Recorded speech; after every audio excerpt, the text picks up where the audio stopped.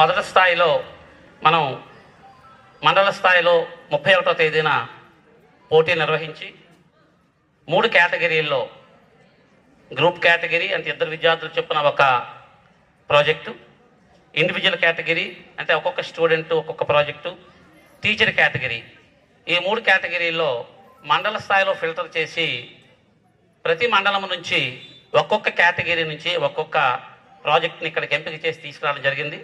మన జిల్లాలో ఉండేటటువంటి 15 మండలాల నుంచి 45 ప్రాజెక్ట్స్ ఎంపిక చేయబడిన వచ్చి ఉన్నాయి. దీనిలో సబ్జెక్ట్ థీమ్స్గా physics, chemistry, mathematics, earth science, environmental science, engineering, bioscience, computer science అంశాలు ఈ ప్రాజెక్టులో పొందుపరచబడ్డాయి. అలాగే అటల్ ల్యాబ్ మన దగ్గర 26 ల్యాబ్స్ ఉన్నాయి మన జిల్లాలో. ఈ 26 ల్యాబ్స్ నుంచి కూడా ఎంపిక చేయబడినటువంటి 40 ప్రాజెక్టులు కూడా ఇక్కడ ప్రదర్శించడం జరుగుతుంది. మరి ఈనాటి ప్రత్యేకతకు వచ్చినట్లయితే మన నాగరిక సమాజంలో మారుతూ అనేక సౌకర్యాలు పొందుతున్నామంటే మన సైంటిఫిక్ డెవలప్మెంటు, సైంటిఫిక్ యాటిట్యూడ్ అంటాము. సైన్స్ అంటే నాకు తెలిసిన పరిభాషలో ప్రకృతిని అర్థం చేసుకొని ఖచ్చితంగా ఉపయోగించుకోవడమే అసలైన సైన్స్. ఆ విధానంలో మన దేశంలో కానీ ప్రపంచంలో కానీ చాలామంది సైంటిస్టులు ప్రకృతిని అధ్యయనం చేసి మనకు అనేకమైనటువంటి సౌకర్యాలు అందించారు. సైన్స్ అంటేనే ప్రశ్నించడం. ఎందుకంటే న్యూటన్ యాపిల్ పండు కిందకెందుకు పడుతుంది, మీదకెందుకు వెళ్ళలేదని ప్రశ్నించుకోకపోతే గురుత్వాకర్షణ సిద్ధాంతం లేదు. అలాగే రైతు సోదరులు పక్షులు ఎందుకు ఎగరగలుగుతున్నాయి, మానవులు ఎందుకు ఎగరలేరు అని ప్రశ్నించుకోకపోతే ఈరోజు విమానం లేదు. ఇలా రకరకాల అంశాలు తీసుకుంటే విద్యార్థుల్లో ప్రశ్నించే తత్వం రావాలి అనేది సైన్స్ తాలూకా ప్రధాన ఉద్దేశంగా నేను చెప్తాను. అలాగే సైంటిఫిక్ డెవలప్మెంట్ అనేది కావాలంటే విద్యార్థుల్లో సైంటిఫిక్ యాటిట్యూడ్ ఏర్పడాలి. Scientific attitude involves truthness. అంటే ఏదైనా సరే నిజంగా చూస్తే కానీ నమ్మరు, దాన్ని పరిశీలిస్తే కానీ నమ్మరు, దాన్ని ప్రయోగం చేస్తే కానీ నమ్మరు. అది సైంటిఫిక్ లక్షణం. అలాగే పాజిటివ్ యాటిట్యూడ్. ఒకసారి సక్సెస్ కాకపోయినా మరొకసారి ఎందుకు సక్సెస్ కాలేము అని కూడా ఆలోచన చేస్తుంది సైన్స్. సైన్స్లోంచి విద్యార్థుల్లో క్రియేటివిటీ వస్తుంది. వాళ్ళలో ఉండేటటువంటి దాగున్నటువంటి ఏవైతే ఇన్నేట్ ఎబిలిటీస్ ఉంటాయో ఆ ఎబిలిటీస్ అన్నీ కూడా ఈ సైంటిఫిక్ యాటిట్యూడ్ వల్ల బయటకు వస్తాయి. అయితే మన దేశంలో ప్రపంచ ప్రఖ్యాతి గాంచినటువంటి అనేక మంది సైంటిస్టులు ఉన్నారు. ఈరోజు ప్రపంచం ఎంతో ముందడుగు వేసిన పూర్వకాలంలో చరకుడు, సంహితుడు ఇలాంటి వాళ్ళు ఎంతోమంది ఉన్నారు. ఆధునికంలో సివి రామన్ లాంటి గొప్ప మేధావులు ఉన్నారు. వారందరి తాలూకా జీవిత చరిత్రలు అలాగే వారు కనుగొన్నటువంటి అంశాలని విద్యార్థులకు తెలియపరచిన అవసరం ఉంది. కాబట్టి ఇలాంటి కార్యక్రమాలు ఎల్లప్పుడూ మనం జరుపుకోవాల్సిన అవసరం ఉంది.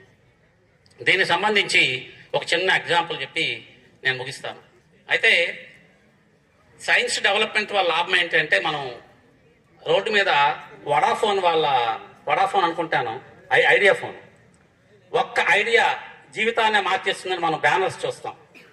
ఒక్క ఐడియా జీవితాన్ని మార్చేస్తుంది. నేనేమంటానంటే ఒక్క సైంటిఫిక్ ఇన్వెన్షన్ ప్రపంచ గతినే మార్చేస్తుంది అంటాను నేను. సో సైన్స్కి ఉండేటటువంటి ప్రత్యేకత అది. ఒక్కొక్క అంశం కనుగొన్నప్పుడు ప్రపంచ దిశ దశ అనేక రకాలుగా మారుతూ ఉంటుంది. అయితే విద్యార్థులకు వచ్చినప్పుడు ప్రతిదానికి ఒక ప్లాట్ఫామ్ కావాలి.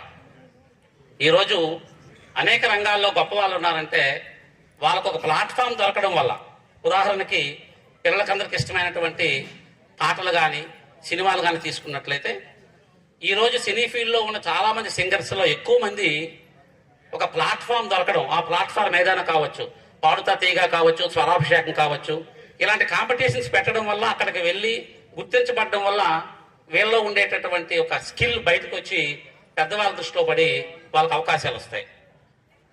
అలాగే ఏ రంగమైనా సరే ఈ సైన్స్ ఎగ్జిబిషన్లు, సైన్స్ ఫెయిర్లు కూడా అలా ఒక నూతన తరానికి భావితరానికి కాబోయే సైంటిస్టును తయారు చేయడానికి ఒక ప్లాట్ఫామ్ ఉపయోగపడుతుందని చెప్తాను. ఒక్కొక్కరిలో ఒక్కొక్క శక్తి ఉంటుంది. మన భారతీయ సంప్రదాయం తీసుకుంటే వైద్య విద్య కూడా పూర్వం గురుకులాల్లో జరిగేది. ఒక గురువు గారు 10 సంవత్సరాల వైద్య విద్య నేర్పి 10 సంవత్సరాలు అయిన తర్వాత పిల్లలకు పరీక్ష పెట్టారట. అది ఇప్పుడులాగా వీక్లీ టెస్టులు, డైలీ టెస్టులు, అవర్లీ టెస్టులు లేవు అప్పుడు. ఏం పరీక్ష అంటే 10 సంవత్సరాలు మీరు నేర్చుకున్నారు కదా, ఈ అరణ్యంలోనికి వెళ్ళి ఏ వైద్యానికి పనికిరాని ఆకులన్నీ తీసుకురండి, రేపు ఇదే మీకు పరీక్ష అని చెప్పారట ఆయన. పిల్లలందరూ గురువుగారు చెప్పిన మాట ప్రకారం అరణ్యంలోనికి వెళ్ళారు. వెళ్ళి వాళ్ళకు తోచిన విధంగా ఒకతను ఒక బండి కట్టుకొని వెళ్ళి బండి నిండా ఆకులు తెచ్చాడు, ఒకతను బస్తా నిండా తెచ్చాడు, ఒకతను సంచి నిండా తెచ్చాడు, ఒకతను జేబుల నిండా తెచ్చాడు, ఒకతను 4 ఆకులే తెచ్చాడు, ఒకతను 3 ఆకులే తెచ్చాడు, ఒకతను 1 ఆకే తెచ్చాడు. ఒక్కతను మాత్రం ఏ ఆకు తీసుకురాలేదు. గురువుగారు అతను అడిగారట, ఇంత అడవిలో వైద్యానికి పనికిరాని ఆకేది దొరకలేదా నీకని.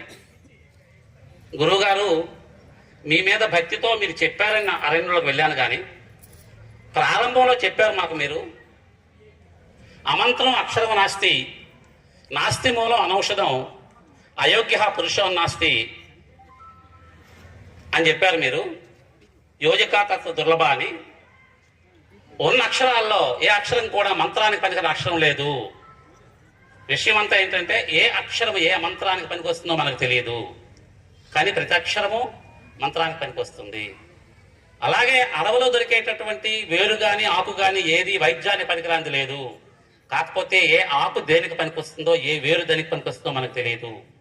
అలాగే మానవ జన్మలో పుట్టిన ఏ వ్యక్తి కూడా అయోగ్యుడు కాడు. ఏ వ్యక్తి ఏ పనికి పనికొస్తాడో తెలుసుకోవడమే గొప్ప విషయం. అలాంటి వాళ్ళ గుర్తించే వాళ్ళు లేకపోవడం వల్లే వాళ్ళ శక్తులు బయటకు రావట్లేదు అని మీరే చెప్పారు. అందువల్ల నేను అడవిలోకి వెళ్ళాను, కానీ నాకు ఏది పనికిరా నాకు కనబడలేదని చెప్పాడట. ఈ విషయం ఎందుకు చెప్పాను అంటే, నేను ప్రతి పిల్లవాళ్ళలో ఏదో ఒక రకమైనటువంటి శక్తి ఉంటుంది. ఒక్కొక్కరు ఒక్కొక్క పనికి వస్తారు, ఒక్కొక్క విద్యకు పనికి వస్తారు, ఒక్కొక్క స్కిల్ ఉంటుంది. దాన్ని వెలికి తీయవలసినటువంటి బాధ్యత మన ఉపాధ్యాయులది. అలాగే అలాంటి బాధ్యత నెరవేర్చడానికి ఇలాంటి వేదికలు ఉపయోగపడతాయని చెబుతూ, దీన్ని మన భావితరాల వారికి ఉపయోగపడాలని కోరుకుంటూ ఈ అవకాశం ఇచ్చినటువంటి పెద్దలందరికీ నమస్కారం తెలియజేస్తూ ధన్యవాదాలు.